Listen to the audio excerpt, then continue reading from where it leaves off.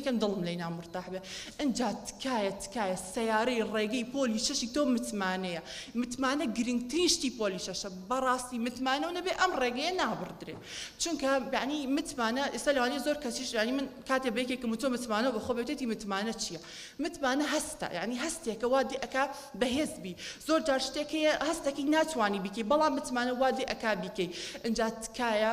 بەڕاستی یعنی هەمومان لە ناخمانە کلێنێکەیە کەلانی دینی مرتاحیەکە تا ئەتوانن لەگەڵ خۆی خۆتانە نیەتتان پاک بێ بۆ ئەوی بگەت بە ئامانجەکانتان کەستان ینی بە جۆرێک بژین کە مردن کەسێکی بێسوود نەبن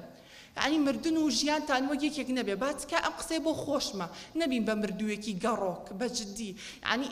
ئێمە توانی شت بکەین کێ ماوەی ترتەوە ماشەڵڵا مامۆستایانە دکتۆر کەریم ئەوانە هەموو شتی خۆیان کردو لە ژیانە ئێمەین کە ئەبێ هەنگاو بنین تکایە پۆلی شەژۆک و ئەژدیهایەک سێر مەکەن ئەگەر وەکو ئەژدیهایەکیش سەیریەکەی تۆ توانی بیکوژی نەشی کوژی خۆ توانی ماڵی بکەین مانگای سلێمانی پێشەنگ لە سلێمانی